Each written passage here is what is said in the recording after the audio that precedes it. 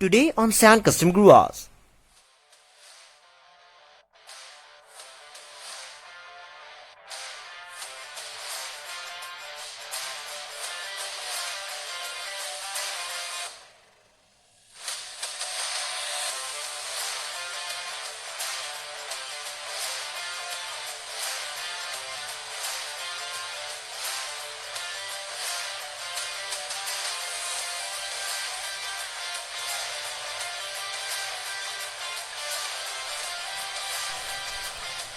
Hello guys and welcome back to Sand Custom Grooves once again.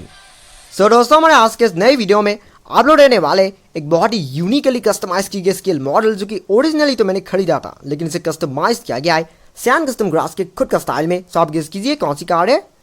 Well, ये car है the iconic 2010 Ford Mustang GT fastback. So क्या आप इस car को देखने के लिए तैयार हो? ओके, इस कार पर से आने ही वाला है 1, 2 and 3।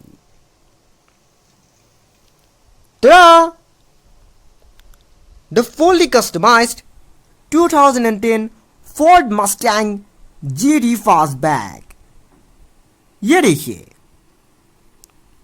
Chrome bumpers, Chrome window TRIMS, Chrome wheels, even everything बिल्कुल सैंड कस्टम ग्रूव्स के खुद का स्टाइल में। सो उससे पहले कि मैं आप लोगों को इस कार के बारे में और इन्फॉर्मेशन बताऊं, चलिए कार का एक छोटा सा रिव्यू ले लेते हैं। हाँ,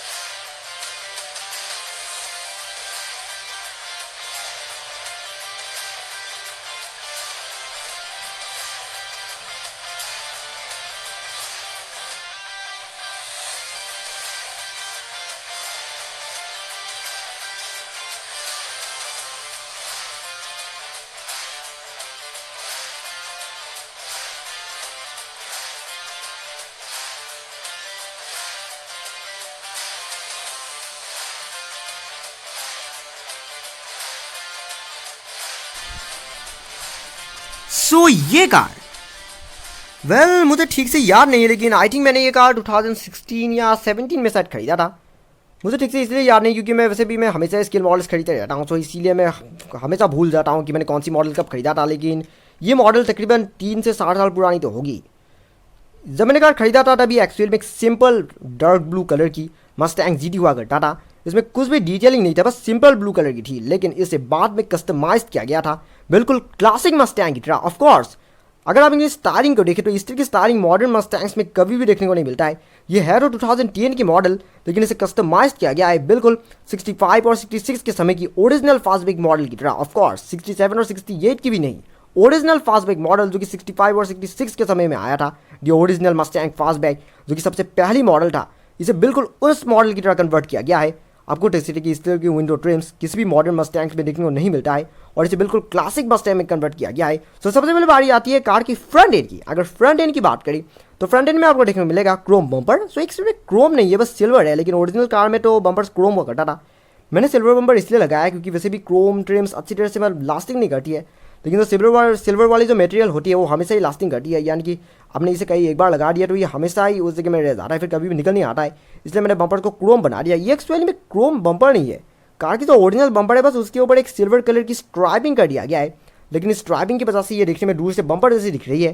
यहाँ पर आप लोग ये दोनों क्लैम्प्स भी नजर आएगा जो कि क्लासिक मस्टैंग में हुआ करता था, और मस्टैंग की ये लोगो तो वैसे ओरिजिनल ही था। वैसे अगर इसकी फ्रंट ग्रिल क्रोम होता तो इससे कार देखने में थोड़ा और बेटर दिखता और ज़्यादा क्लासी दिखता, लेकिन फ्रंट ग्रिल एक्चुअली में मुझे क्रोम बनाने का वक्त नहीं मिला, जिसकी वजह से मैंने बम्पर वेल ग्रिल को इस तरह से छोड़ दिया।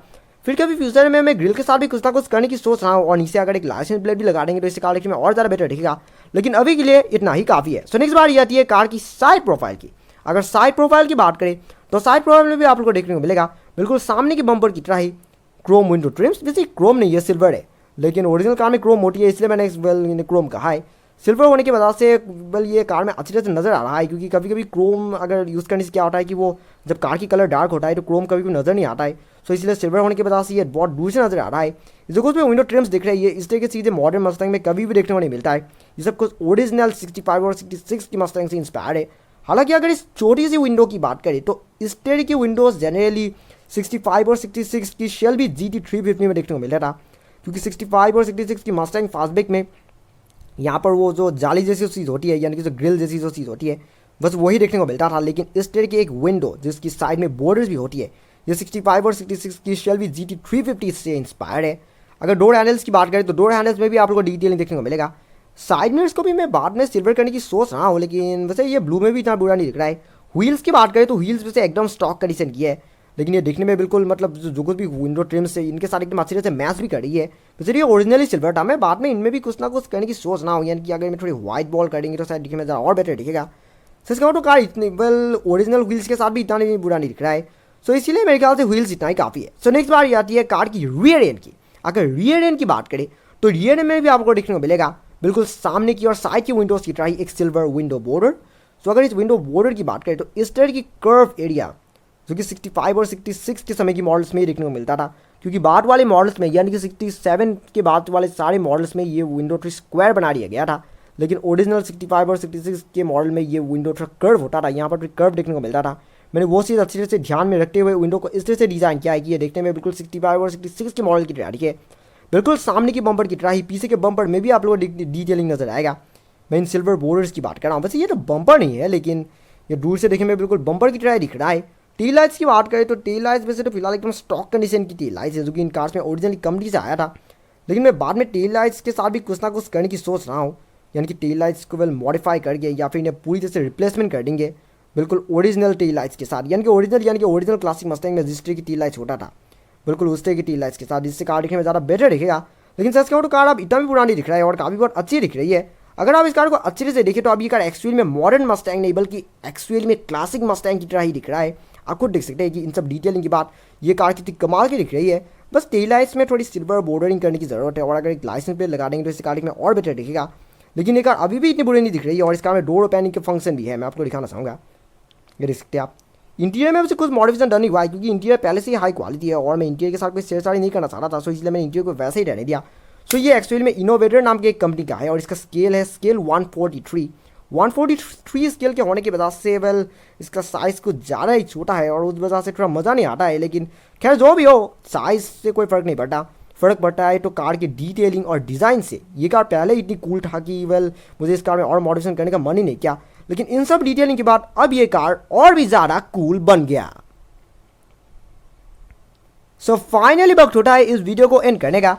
फिर मुलाकात होगी मेरी एक और नई वीडियो में, जिसमें मैं आप लोगों को ऐसे ही और भी कमाल की कस्टमाइज की गई, डिटेल की गई और ऐसे और भी यूनिक स्केल मॉडल कार्स दिखाने की कोशिश करूंगा। लेकिन तब तक अगर आपको ये वीडियो सच में पसंद आया, they don't forget to like, comment, share and subscribe to my channel, and also click the bell icon so you will get notifications of every new video. And thank you very much for watching my video, and have a nice day.